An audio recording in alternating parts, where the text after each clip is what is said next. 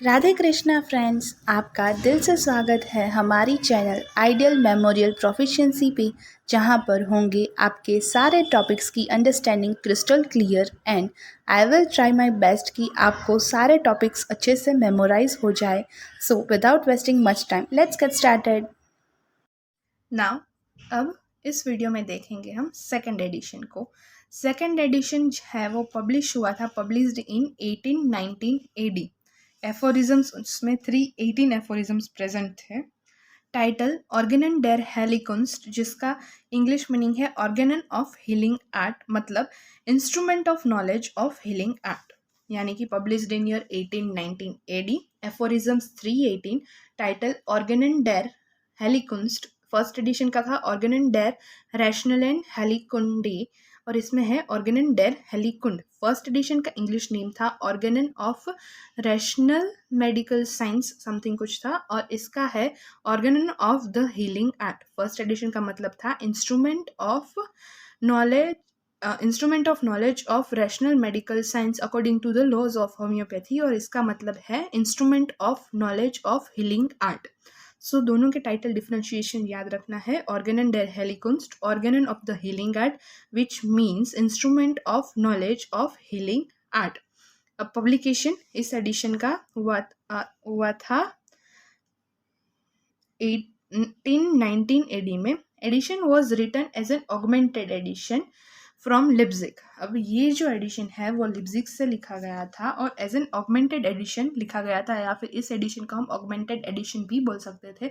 Augmented मतलब कि enlarged form में, जिसको थोड़ा पहले वाला एडिशन से बढ़ा कर लिखा हो, जिसमें वो वाला एडिशन, यानी थोड़ा पहले से बड़ा है ये वाला एडिशन, तो was written as an augmented edition from Leipzig. The title of organon was changed from Helikunde, that means medical science, to Helikunst, that means healing art, from second edition of organon। यानी second edition of organon में हमने first edition में जो हेलिकुंडे था उसको second edition में हेलिकुंस्ट कर दिया। हेलिकुंडे का मतलब था मेडिकल साइंस और हेलिकुंस्ट का मतलब है हीलिंग आर्ट। तो यहाँ पर हमने देख लिया पब्लिकेशन। फर्स्ट एडिशन का हुआ था टोरगांव में 1810 में द पब्लिशर अर्नोल्ड और ड्रेसडन, और उसका फाइनेंस का खर्चा उनके एक ग्रेटफुल पेशेंट ने उठाया था। ये एडिशन का पब्लिकेशन हुआ है लिप्जिग में इन 1819 एडी, और इसका टाइटल चेंज हो गया है और इसे हम ऑगमेंटेड एडिशन भी बोल सकते थे। नाउ कंटेंट क्या दिया गया है इस बुक में। This edition also has wrecked severe criticism and opposition by many, but in the later years it became evident that Hahnemann sir considered treating patient as an art rather than an theoretical science। ये addition है, उसमें बहुत ज़्यादा criticism, इस addition के बाद बहुत ज़्यादा क्रिटिसिज्म हैनेमन सर को फेस करना पड़ा था, ऑपोजिशन फेस करना पड़ा था। लेकिन इन द लेटर ईयर्स ये एक एविडेंस बन गया कि हैनेमन सर मानते थे कि पेशेंट को ट्रीट करना एक आर्ट है, थियोरिटिकल साइंस नहीं। इसलिए उन्होंने टाइटल भी चेंज कर दिया था हेलिकुंडे मेडिकल साइंस को हेलिकुंस्ट में, that means healing art. This edition also has severe criticism and opposition by many, but in the later years of it become evident that Hahnemann sir considered treating patient as an art rather than theoretical science। This book contained 318 aphorism. हम content देख रहे हैं तो इस book में 318 aphorisms है, but the numeration was wrong. So after aphorism 215 we find aphorism 219, hence the actual number of aphorism is 315। यानी ये बुक के एफोरिज्म्स एक्चुअली 318 है, लेकिन जो इसमें न्यूमरेशन है, नंबरिंग है, वो थोड़ी रॉन्ग है, क्योंकि 215 के बाद डायरेक्ट 219 नंबर कर दिया है। सो इसके जो एक्चुअल एफोरिज्म्स है वो है 315 इन नंबर। तो 318 है, लेकिन रॉन्ग नंबरेशन के कारण 315 aphorisms. The book had a portrait of Hahnemann sir painting by Jung and engraved by Stolzel. Sorry if I am pronouncing wrong, but शायद तो यही प्रोनाउंसिएशन होगा, Jung and Stolzel. So the book had a portrait of Hahnemann sir's painting by Jung and engraved by Stolzel. The portrait showed Hahnemann sir sitting with a pen in his hand. तो इस book में एक painting है जो Jung ने paint किया था Hahnemann sir का पिक्चर, और वो इस बुक में एनग्रेव किया है स्टोल्जल ने। तो और इस पेंटिंग में, इस पोर्ट्रेट पिक्चर में दिखाया गया है कि Hahnemann sir is sitting with a pain in his hand. The book had a portrait of Hanneman Sir painted by a young and engraved by Stolzel. The portrait showed Hanneman Sir sitting with a pen in his hand. After the release of first edition, Hanneman Sir had to face much criticism from the medical world.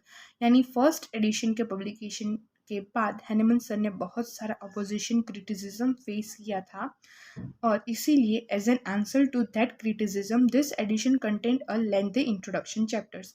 और उसी के answer के रूप में इस addition में बहुत सारी चीज़ें बढ़ा दी गई है. एक लेंथी इंट्रोडक्शन लिखा गया है and this introduction chapters elaborated the ill effect of allopathic medicines and other bad and irrational method adopted by the allopathic physicians. और इसीलिए इसके जो इंट्रोडक्शन चैप्टर्स है उसमें इन डिटेल एलाबरेशन करके दिखाया गया है कि एलोपैथिक मेडिसिन से क्या क्या इल इफेक्ट्स हो रहे हैं and other bad and irrational methods adopted by the allopathic physicians. और एलोपैथिक फिजिशियंस क्या क्या इरेशनल और बैड मेथड्स को यूज कर रहे हैं उस टाइम पे. On the title page Hahnemann sir replace the Gellert poem with 2 words aude sapere. तो जो गैलर्ट पोयम थी टाइटल पीस पे वो उन्होंने चेंज करके 2 वर्ड लिख दिए वहाँ पर ओडे सपियो, जिसका मतलब है डेयर टू बी वाइज. और इसका जो ट्रांसलेशन है वो हुआ था सबसे पहले जर्मन टू फ्रेंच और first ever translation from German to French by Ernst Georg von Bernau in 1824. First edition का ट्रांसलेशन हुआ था C.E. विलर ने किया था इन 1913 एंड सेकेंड एडिशन का अर्नस्ट जियोर्ज वॉन बर्नौ ने जर्मन टू फ्रेंच इन 1824. और ये जो ओडे सपियो है डेयर टू बी वाइज, ये भी एक अलग से शॉर्ट क्वेश्चन है, तो इनके लिए भी डिटेल्ड वीडियो नेक्स्ट वीडियो में मिल जाएगा जिसकी लिंक डिस्क्रिप्शन बॉक्स में दी गई होगी. Thanks for watching. Aphorism, but the numeration was wrong. After 215 there is it find 219 in aphorism numeration, hence the actual number of aphorisms is 315. तो इस book में total 318 aphorism दिए गए हैं लेकिन रॉन्ग नंबरेशन के कारण जो एक्चुअल नंबरिंग है वो 315 की है. The book had a portrait of Hanneman Sir painted by a jug and engraved by a Stolzer. The portrait showed Hanneman Sir sitting with a pen in his hand.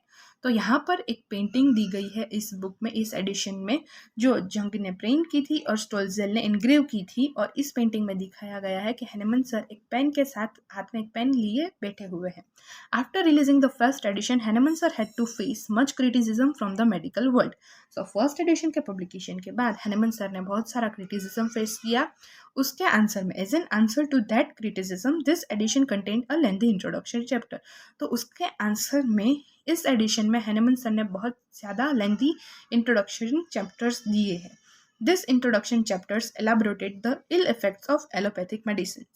यानी इस chapters में, introduction के जो chapters है उसमें allopathic medicine के इल effects दिए गए हैं and other bad and irrational methods adopted by allopathic physicians. और दूसरी जो भी बैड मेथड्स है, इरेशनल मेथड्स है जो एलोपैथिक फिजिशियंस यूज़ करते हैं वो भी मेंशन की है और उसकी इल इफेक्ट्स भी. On the title page, Hanneman Sir replaced the Gellert poem with 2 words ओडे सपियर. और जो टाइटल पेज पे गैलर्ट पोयम थी जर्मन लैंग्वेज में उसको 2 वर्ड से एक्सचेंज कर दिया और लिख दिया ओडे सपियर, जिसका मतलब है डेयर टू बी वाइज, जो एक शॉर्ट नोट है जो नेक्स्ट वीडियो में आपको मिल जाएगा उसका full description.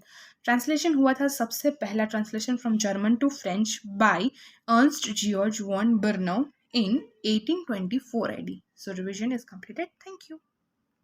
Thank you so much guys for watching this video till now.